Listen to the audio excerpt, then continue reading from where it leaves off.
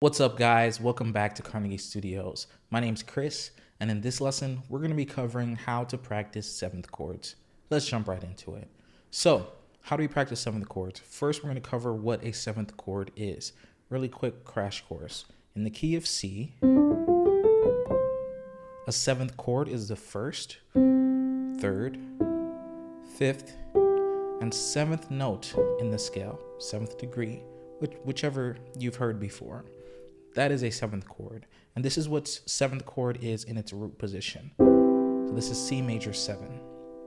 For this video, we're just going to cover C major 7, not the other types. There are other types out there, but for simplicity's sake, this is one of the most common types of seventh chords you will encounter. C major 7, or a major seventh chord. So how do we practice this, or how do we put this into a chord progression? The first way to practice it is with inversions. There's two types of inversions. You can do arpeggios or block chords. Arpeggios are playing the notes individually with a sequence.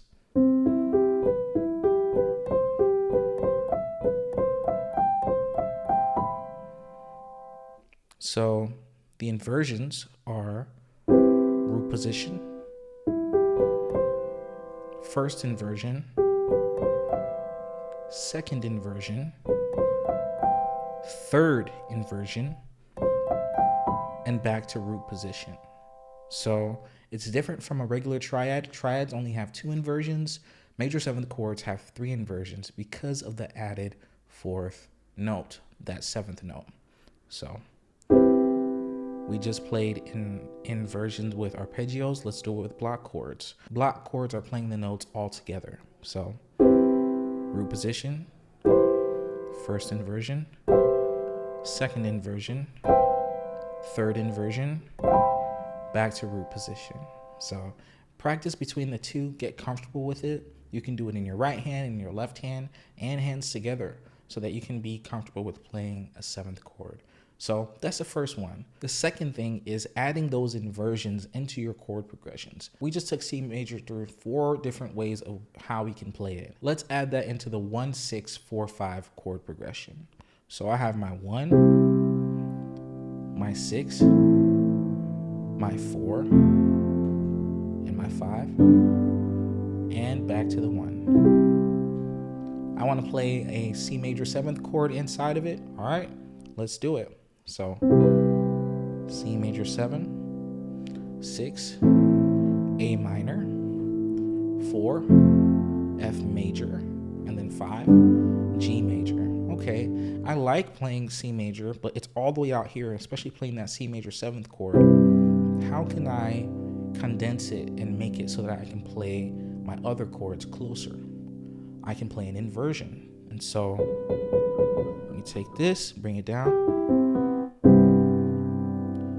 That's pretty close to the A chord, A minor.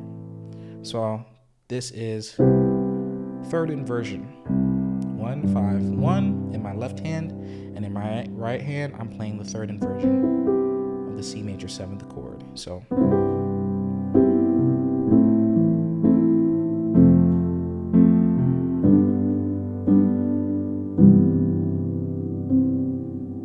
So that's incorporating an inversion. Let's play a different type of inversion. I like that third inversion, but I could also bring it down a notch and do second inversion.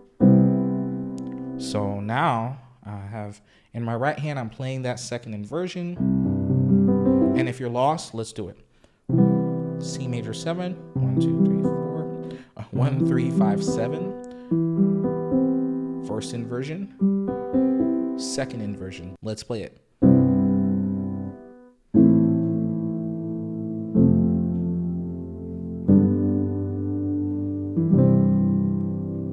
So that's with second inversion, all right?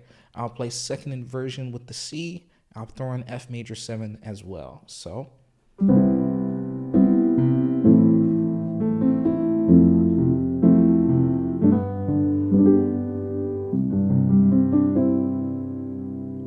there you go. You just incorporated those inversions into your chord progression and different types of inversions as well. The possibilities are endless. It's just incorporating them and practicing them.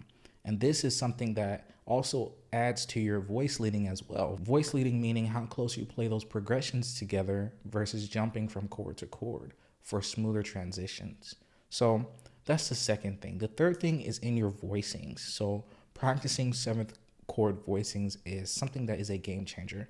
So from your left hand to your right hand, we'll play different types of C major 7 voicings. So in your left hand, you can just do the basics of the basic, play one bass note, and then play the whole chord in your right hand.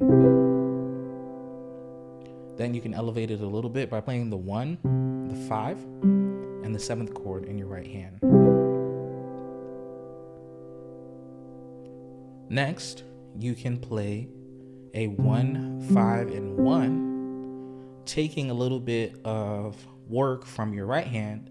Instead of having to play the full 7th chord, you're just going to play the rest of that. So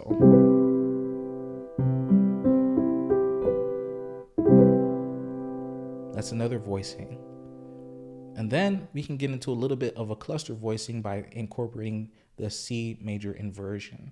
So we're just going to do that first inversion of the 7th chord, and then we're going to do the 1, 5, 1 in the left hand for the bass notes. So there's that. You can add that E up top as well. So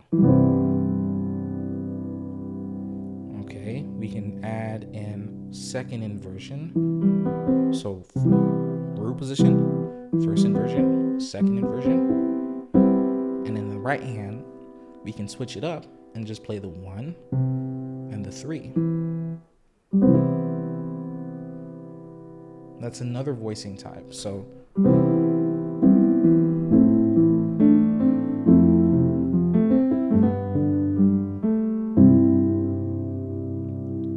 you've got different voicings that you can incorporate into your chord progressions as well, into your songs. So there you have it, folks. Practicing 7th chords and how to practice 7th chords. Play the inversions. You can either do it with arpeggios or block chords. Next, you incorporate those inversions into your chord progressions. And third, you add different voicings into your chord progressions. If you have any questions, please feel free to comment down below. Please like and subscribe, and I'll catch you in the next video.